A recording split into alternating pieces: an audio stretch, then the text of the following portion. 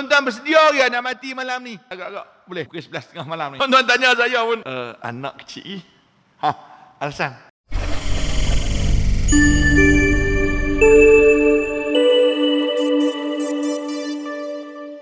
أعوذ بالله من الشيطان الرجيم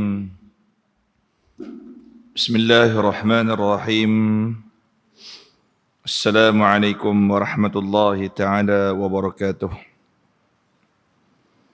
الحمد لله والصلاة والسلام على رسول الله. Kita mulakan dengan bacaan Ummul Kitab Al-Fatihah. أعوذ بالله من الشيطان الرجيم بسم الله الرحمن الرحيم الحمد لله رب العالمين الرحمن الرحيم مالك يوم الدين إياك نعبد وإياك نستعين اهدنا الصراط المستقيم صراط الذين أنعمت عليهم غير المغضوب عليهم ولا الضالين آمين. الحمد لله رب العالمين والصلاة والسلام على أشرف الأنبياء والمرسلين وعلى آله وأصحابه أجمعين. سبحانك لا علم لنا إلا ما علمتنا إنك أنت العليم الحكيم. قال رب اشرح لي صدري ويسر لي أمري واحلل عقدة من لساني يفقه قولي. اللهم فقهنا في الدين وعلمنا تأويل واهدنا إلى صراطك المستقيم. ربي يسر ولا تعسر ربي تمم بالخير ولا حول ولا قوة إلا بالله العلي العظيم. أما بعد الحمد لله ثم الحمد لله. Tama-tama dan selamanya syukur kepada Allah Subhanahu wa taala.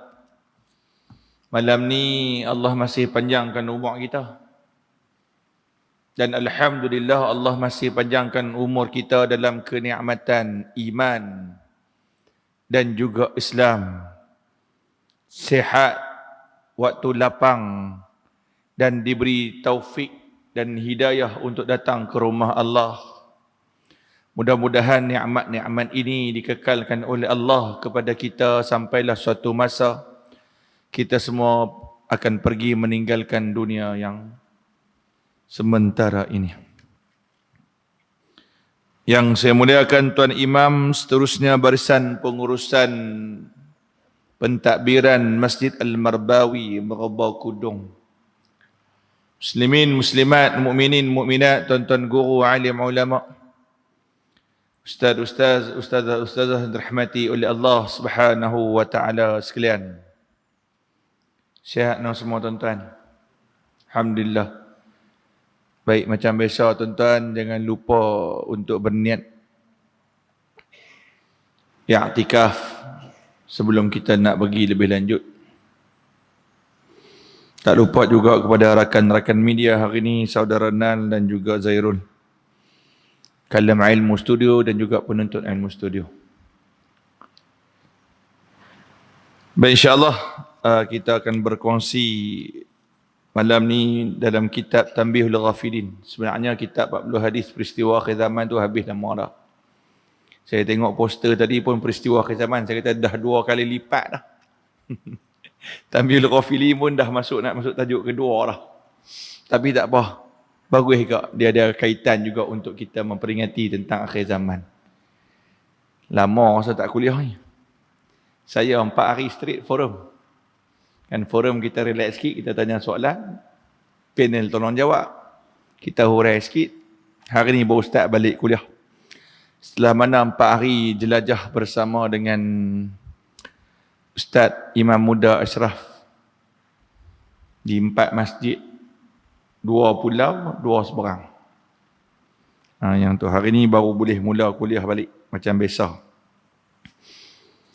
Baik tuan-tuan, pada bulan lepas ketika mana kita menyentuh pada tajuk yang pertama, Tanbihul Ghafilin, peringatan bagi orang yang lalai yang kita sentuh berkenaan dengan penyakit yang perlu kita hindari, iaitu riak dan takabur.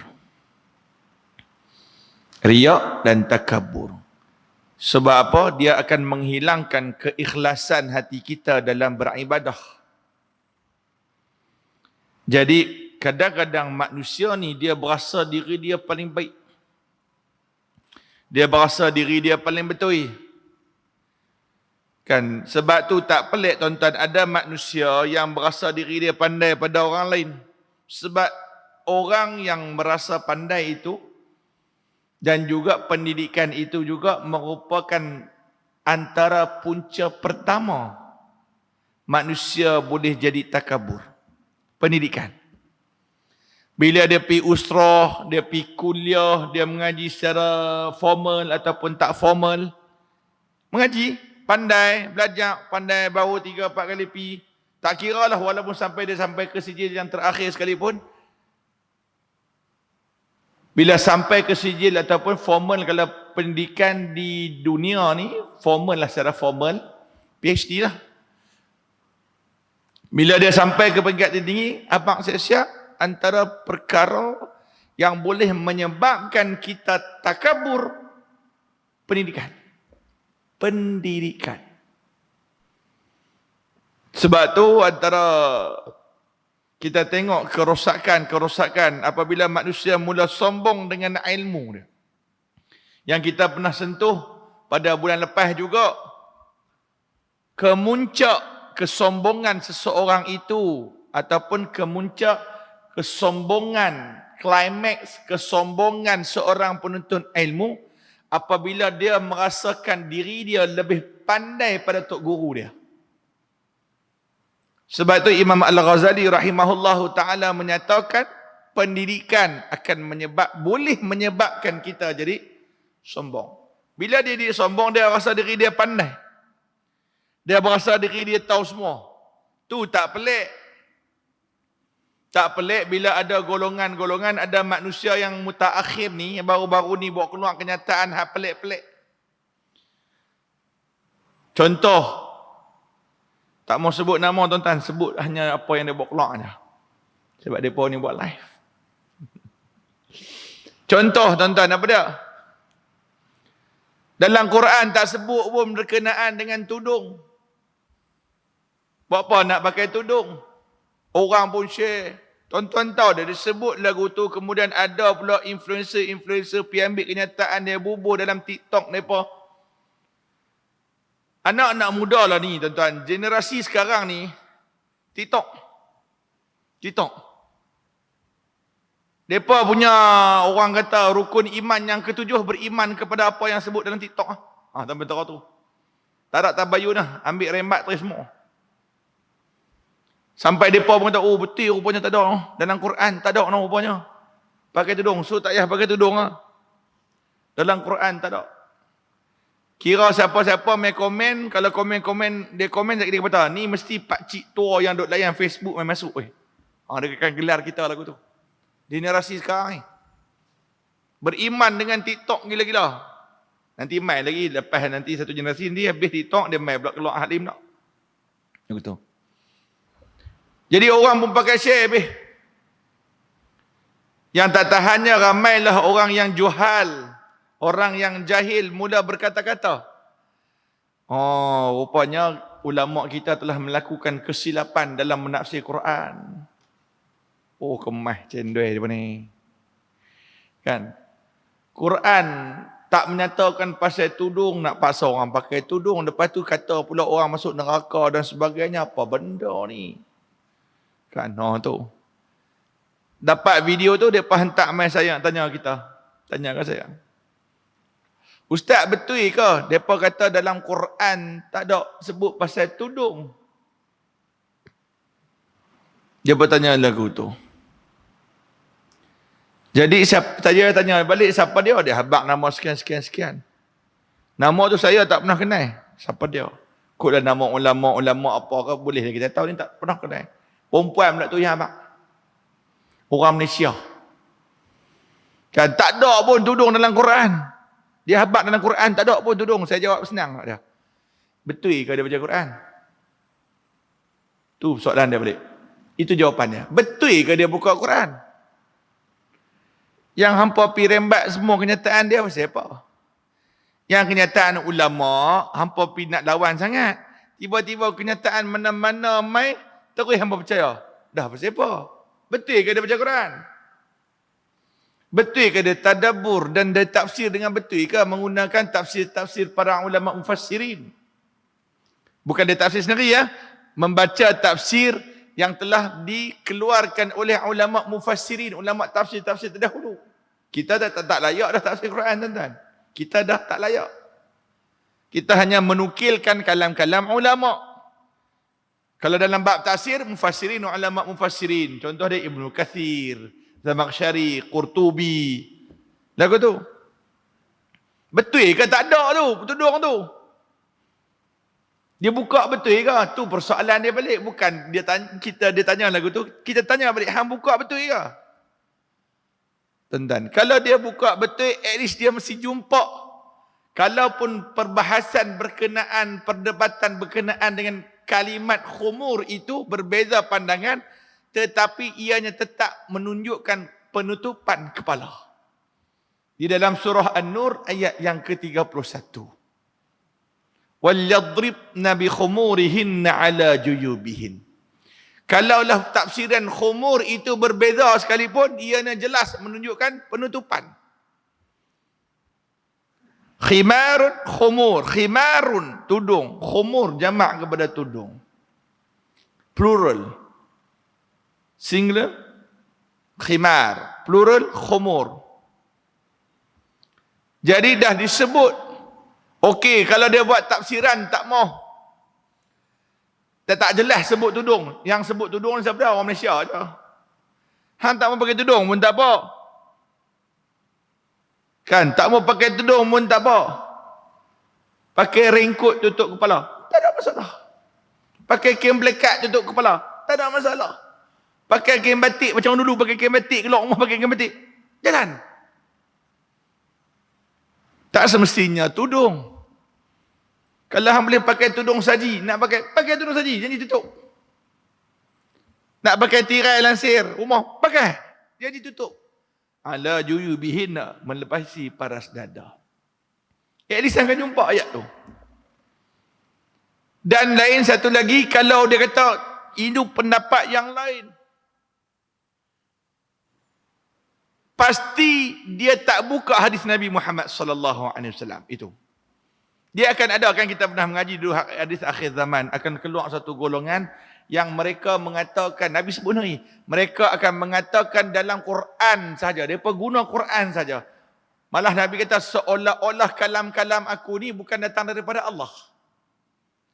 Sedangkan apa yang Nabi sebut, apa yang Nabi habaq itu ilham daripada Allah Subhanahu wa taala. Wahyu daripada Allah Subhanahu wa taala. Kita pun dah dapat ilham. Fa'alhamaha fujuraha wa taqwaha. Kita pun dapat. Allah tak nak bagi ilham, benda ni tak boleh buat, benda ni boleh buat. Fujuraha wa taqwaha, benda apa yang buruk, benda apa yang mendekatkan kepada Allah. Cuma kita nak pilih dan tak pilih. Tu yang hati-hati dengan golongan yang merasa diri mereka cerdik. Kadang-kadang lagu tu, mereka merasa diri mereka lebih pandai daripada orang lain. Sebab apa? Pendidikan boleh menyebabkan manusia jadi sombong dan riak. Nak tahu diri soleh tak soleh, kita bahas pada bulan lepas. Nak tahu diri kita baik tak baik ni tuan-tuan, pergi jumpa orang soleh, tanya. Pergi jumpa orang yang soleh, tanya.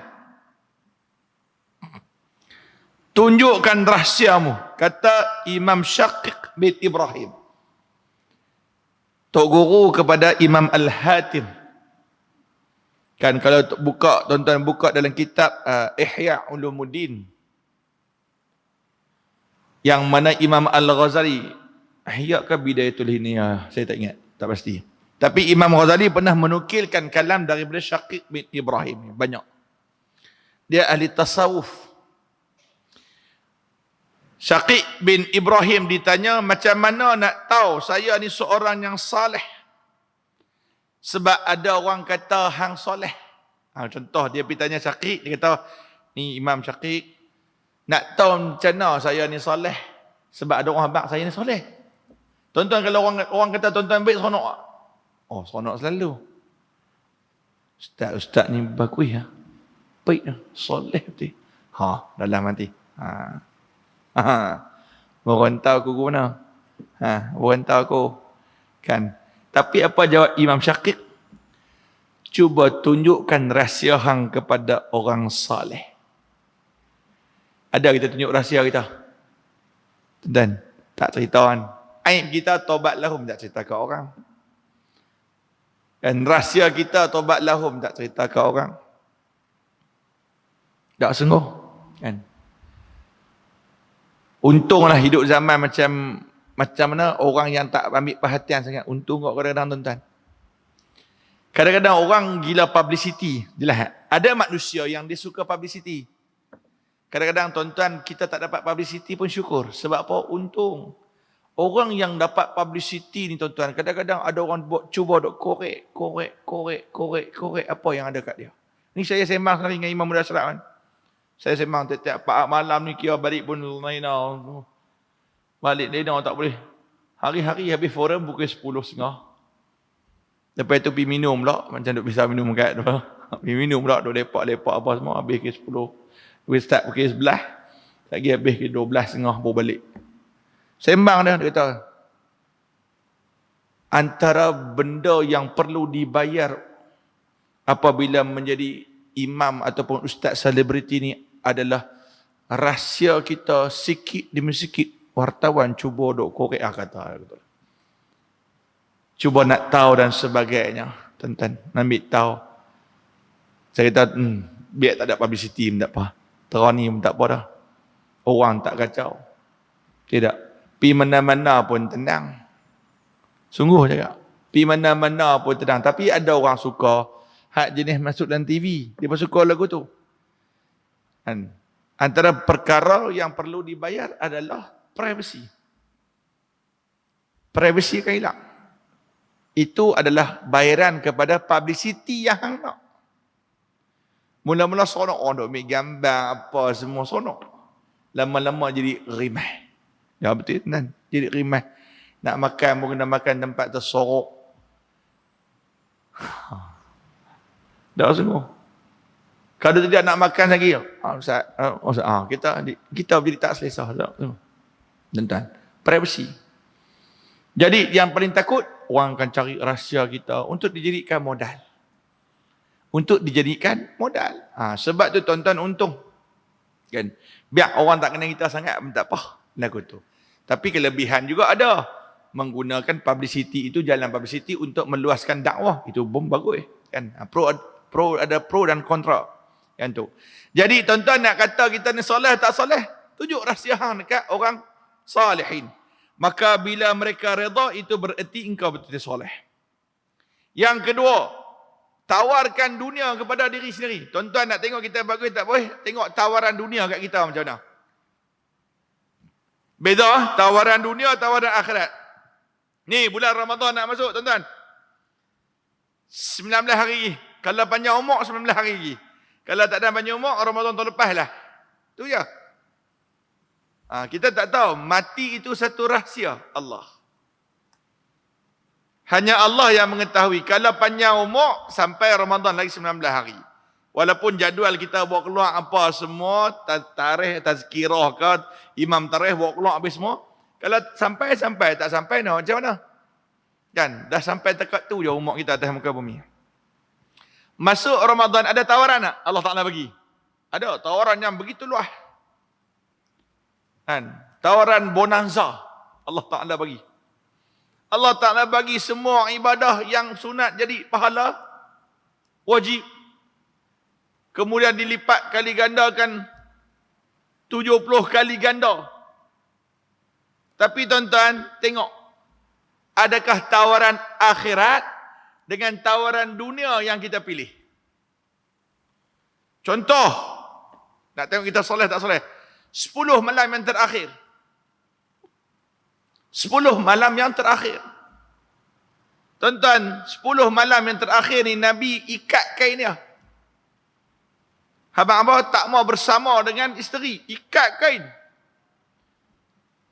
I'tikaf di rumah Allah sampai raya. Sampai raya, bukan setakat balik makan sok, patah balik rumah tak. Sampai raya baru balik. Kita tak apa, ustaz tak boleh lah kita, ustaz saya ni kerja. Okey, tak apa, tak ada masalah. Biasalah manusia ni dia malas, dia buat akal macam-macam. Dia akan create macam-macam beribu-ribu alasan. Sopa semain Jumaat, saya bagi contoh semain Jumaat. Dulu waktu awal, pukul 1 lah. Dulu pernah ingat, dari 3-4 bulan lepas, pukul 12.59. Oh tak boleh main web Ustaz, tak dan. Kita keluar kilang, kita keluar office. Tak dan Ustaz, keluar 12.30. Mana nak dan sampai masjid? Dia duduk sampai masjid pukul 1.30. Kan khutbah pun dah jalan, khutbah kedua baru sampai. Kan? Tak dan Ustaz, masa tak dan. Kami keluar kilang pukul 12.30, keluar office 12.30. Tak dan Ustaz, tak dan. Memang lohok awal. 1.30 baru sampai. Lah ni lohok 1.34, dia sampai pukul 2 pula. Dia boleh create macam-macam alasan. Pakai dia. Dulu dia kata lohong awal. Lah ni lohong lambat dia kata apa? Oh saya pergi makan dulu Ustaz. Kalau tak dan habis khutbah pula lagi takut lambat sangat. Tak dan nak makan. Nampak? Dia boleh create macam-macam alasan. Akal manusia ni boleh create untuk menutup kelemahan dia. Untuk menutup kemalasan dia. Dia create, bina, buat macam-macam alasan untuk menampakkan dia betul. Tuan-tuan. Jadi tuan-tuan tengok 10 malam yang terakhir di dalam bulan Ramadan, Allah Ta'ala buka punya luas berapa banyak ganjaran, dan ada satu malam yang melebihi 1000 bulan. Kemarin forum di Masjid Bayan Baru, kemarin dulu di Masjid Bangui. Saya pun partner masa tu, saya ada seorang lagi panel, Dr. Jazmi, pensyarah IPSAH, Institut Pendidikan Sultan Ibrahim Kedah. Syok dia omai, syok. Kan? Dia omai satu fakta daripada Hendrik Swabe. Pernah dengar nama tuan-tuan? Hendrik Swabe. Tak pernah. Saya pun first time dengar malam tu. Sebab dia kata ni kalau nak omai hujah kok hadis ke Quran ke, panel-panel ni semua duk tahu dah. Dia omai fakta daripada apa nama sains. Kajian daripada barat. Hendrik Swabe. Apa Zairul ada kan? Ingat Zairul, Hendrik Swabe kan? Depa buat kajian. Allah Ta'ala sebut tuan-tuan, setahun ni ada 12 bulan. Dalam Quran Allah Ta'ala sebut. Setahun ada 12 bulan. Allah Ta'ala sebut. Memang Allah Ta'ala dah sebut. Dan khutbah pun dah sebut. Ada khutbah 2 minggu sudah kot. Khutbah berkenaan dengan bulan Syakban. Dia ada betul cerita pasal 12 bulan yang Allah Ta'ala cerita. Betul? Tuan-tuan macam ni. Kemudian dalam kajian Hendrik Swabe tu, dia menggunakan MEV, Mega Electronic Volt, untuk mengkaji daya kuasa bumi. Standard daya kuasa bumi itu 800 MeV, Mega Electronic Volt. Tuan-tuan boleh type Hendrik Swabe dalam Google. So, dia tahu dalam setahun ada 11.7 bulan. Dia tu ikut kajian, 11.7 bulan. Maksud dia, satu bulan ni kira macam 0.7. Tak lengkap lah. Kan, macam tu. Jadi tuan-tuan, menurut kajian, masuk bila bulan-bulan lain, elektrik, kuasa daya bumi ni, dia mengeluarkan kuasa sebanyak 800 MeV. Tiba-tiba ada satu bulan mengeluarkan daya kuasa bumi ni, Mega Electronic Volt ni, 1000, melebihi 1000 ke atas. Tuan-tuan tahu tak? Keluar 1000 itu, daya kuasa bumi itu keluar 1000 MeV ke atas. Bulan apa? Ramadan. Tak pelik dia sebut 1000 pun. Kita membaca Al-Quran Betul tak? Inna anzalnahu fi lailatul qadr. Wa ma adraka ma lailatul qadr. Lailatul qadri khairum min alfi syahr. Malam Al-Qadar itu melebihi 1000 bulan. Tuan-tuan. Allah sebut, lama dah. So, malam itu terletak pada bila? 10 malam yang terakhir. Tawaran Allah Ta'ala. Tapi kita diganggu dengan tawaran dunia. Diskaun, penghabisan, clearance stock, Aidilfitri. Di karnival, apa-apa. Tuan-tuan tengok. Hak ni 1000 bulan pun dia buat bodoh. Dia pergi tang ni dulu. Walaupun nak kena bersak dengan orang, berpeluh, cerau, apa semua. Dia nak hak ni juga. Tawaran dunia. Sungguh. Itu. So nak orang yang saleh antara dua ni, dia akan pilih mana? Dia akan pilih tawaran akhirat. Allah Ta'ala bagi. Hang buat ibadah malam tu, melebihi 1000 bulan. Yang lebih kurang 83 tahun. Tapi tuan-tuan, tawaran dunia pun hebat. Ni baru pasal diskaun hari raya. Dia tak buat kira lagi. Beli selai dapat 2 lai. Bukan diskaun saja. Beli selai baju. Contoh, Aish Ashraf. Contoh kan. Kan dia pun bawa keluar design baru. 15 Februari itu dia bawa keluar design baru. Ada berapa nama dia pakai nama. Saya tanya ni, hang bawa nama pelik-pelik.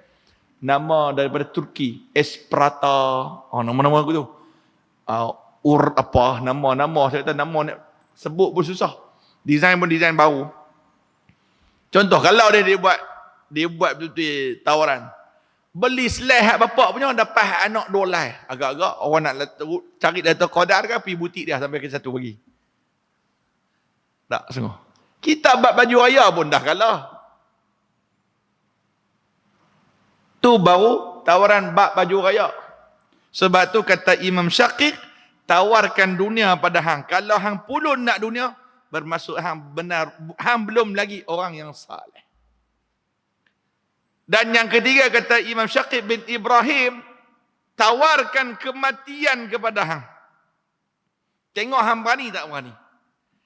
Orang yang saleh ni tuan-tuan, orang yang saleh ni, kalau ditawarkan kematian kepada dia, dia bersedia. Tuan-tuan, nak cek, tak payah cek 1, 2, 3, kita cek hak nombor 3 ni kat kita sudah. Tuan-tuan bersedia ke nak mati malam ni? Ustaz, agak-agak boleh? Pukul 11.30 malam ni. Tuan-tuan tanya saya pun, Allahu Akbar. Anak kecil. Alasan. Tuan-tuan. Ni saya kata saya. Kalau ditawarkan kepada tuan-tuan, mati malam ni pukul 11 lagi. 11 malam mati, esok lepas lohong. Tak lepas lohong. Pukul 10 lepas duha akan boleh. Simpan tangan belakang ni. Ditawarkan malam ni. Macam mana? On. Tuan-tuan. Sebab tu kalau tawarkan lagu tu pun kita habis tu macam tu punya rasa. Takkan kita nak berasa kita orang soleh. Itu antara kalam-kalam Imam Syaqiq untuk kita muhasabah diri. Untuk kita muhasabah diri. Yang tu. Dan kata Imam Auf bin Abdullah, orang yang baik ni dia akan selalu berpesan. Pesanan ni pesanan sesama kita tuan-tuan. Mudah-mudahan kita beramal dengan pesanan ni dan kita tergolong dalam golongan orang yang baik. Mudah-mudahan kita tergolong dalam golongan orang yang baik. Apa dia? 3 pesanan. Yang pertama, barang siapa yang beramal untuk akhirat, Allah akan cukupkan urusannya di dunia. Beramal untuk akhirat ni tuan-tuan bukan kata semayang baca Quran je tuan-tuan. Buat kerana Allah. Buat kerana Allah. Contoh, kerja kerana Allah. Ikhlas sungguh kerana Allah. Pegang jawatan amanah kerana Allah Subhanahu wa taala. Walaupun hang diuji dengan pelbagai desakan apa tekanan-tekanan belakang.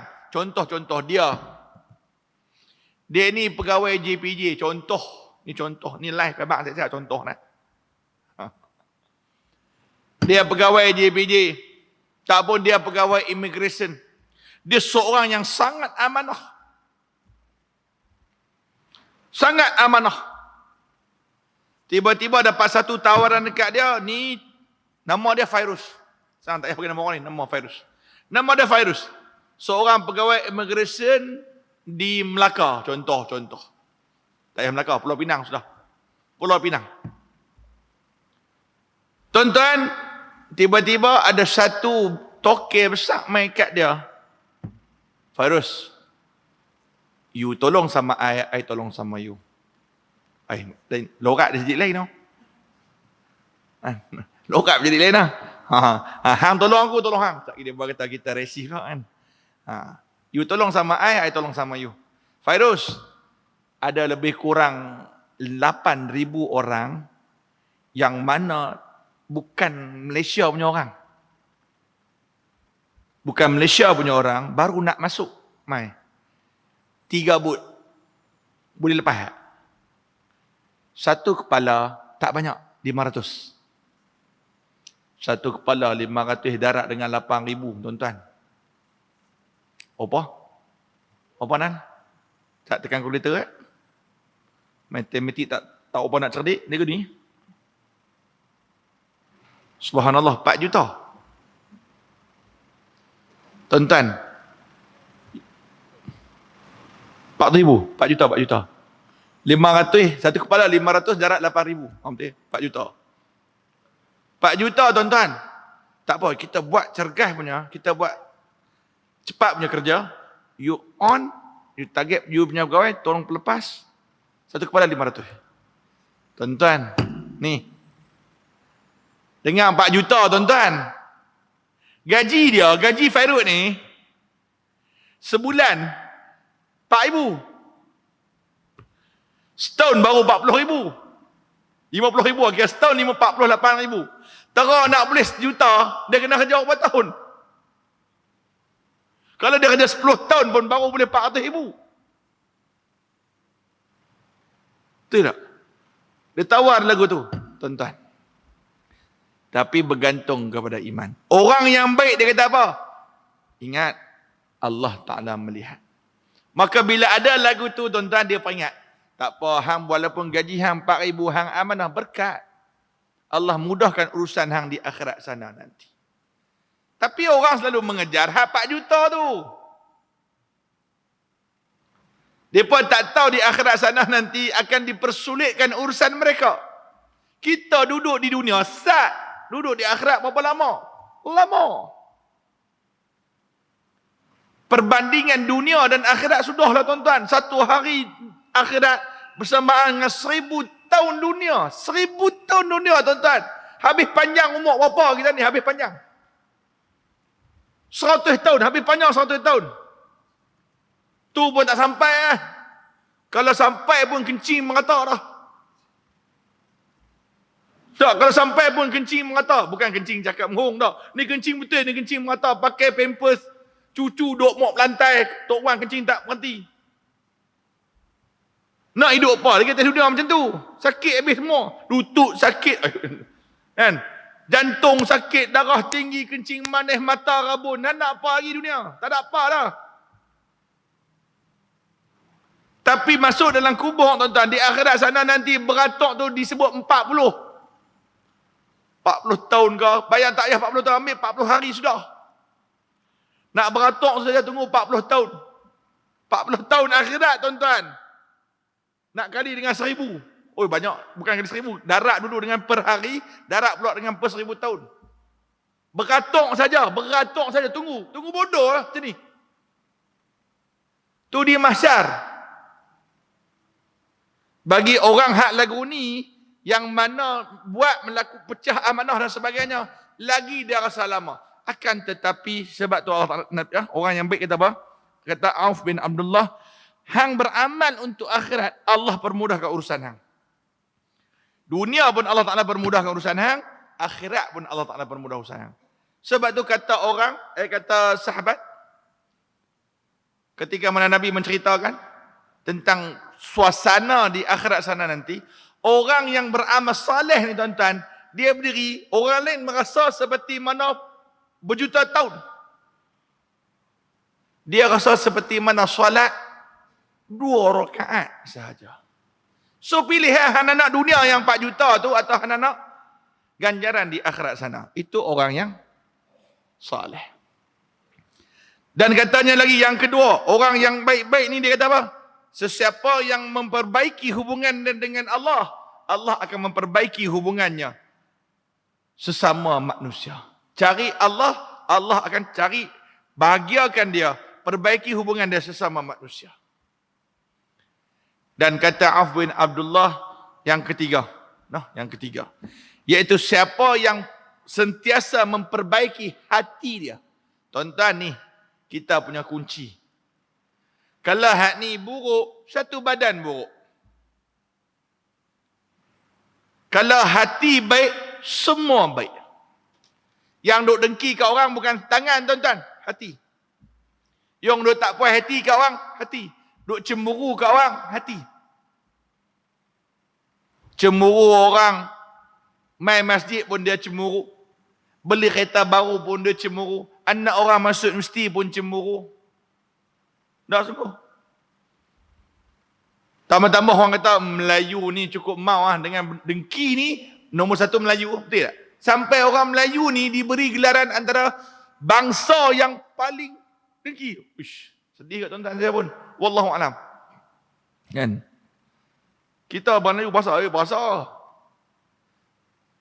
Tapi sungguh, kalau tengok kajian, tuan-tuan, tengok kajian, kaum lain menega sama-sama mereka sebelah okey je, tak ada hal. Kita tak pergi.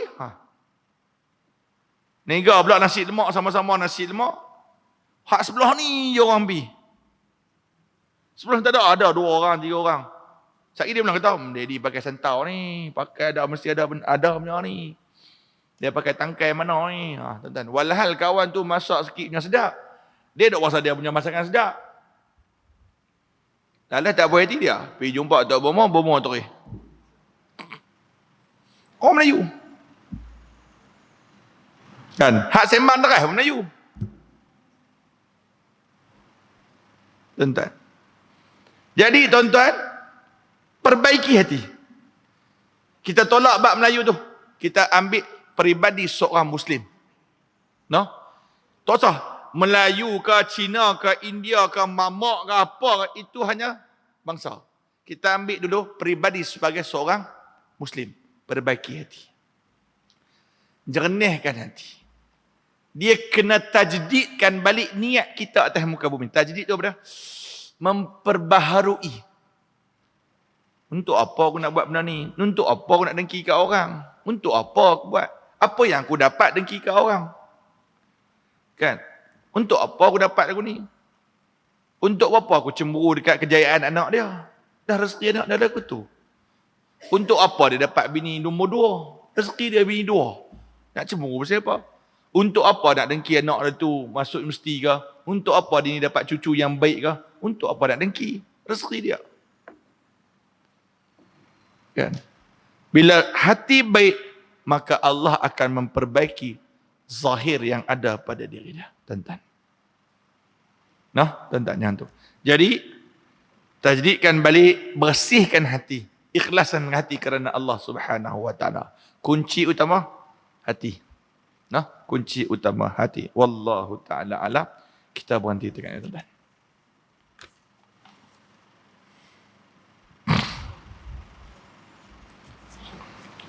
Tuan-tuan banyakkan berdoa sebelum mana di penghujung-penghujung Syaban ni.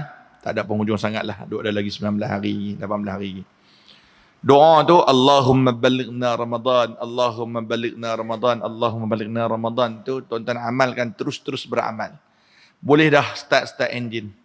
Kan?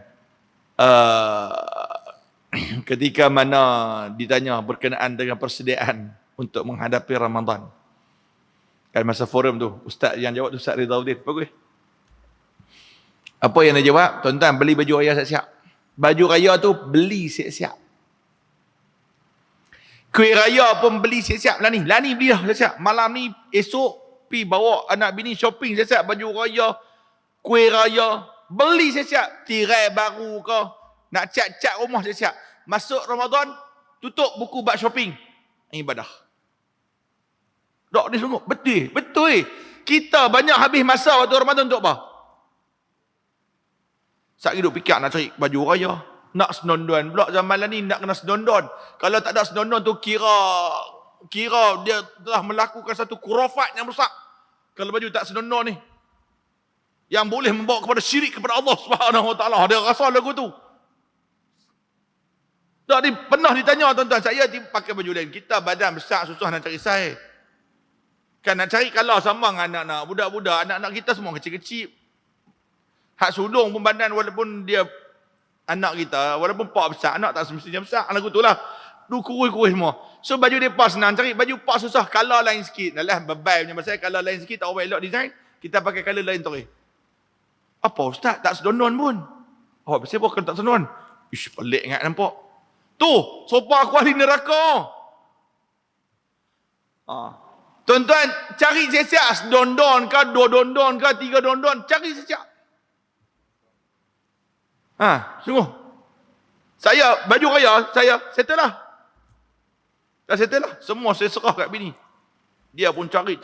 Siap.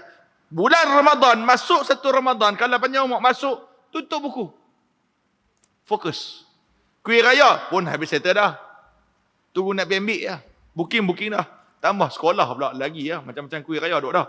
Saat dia nikmat. Cikgu ni, cikgu ni. Habis langsung je. Tutup buku, fokus Ramadan. Rugi. Rugi. Allah Ta'ala bagi tawaran, kita melepaskan. Mudah-mudahan kita sempat masuk Ramadan dan menjadikan Ramadan ini Ramadan yang lebih baik berbanding Ramadan tahun lepas. Amin. Bismillahirrahmanirrahim. Alhamdulillah Rabbil Alamin. Wassalatu wassalamu ala ashrafil anbiya wal mursalin wa ala alihi wa sahbihi ajma'in. Allahumma arinal haqqa haqqan warzuqna ittiba'ahu wa arinal batila batilan warzuqna ijtinabah. Rabbana atina fid dunya hasanah وفي الآخرة حسنة وقنا عذاب النار. اللهم بلغنا رمضان. وصلى الله على سيدنا محمد وعلى آله وأصحابه أجمعين والحمد لله رب العالمين. أقول قولي هذا وأستغفر الله العظيم لي ولكم. والسلام عليكم ورحمة الله تعالى وبركاته.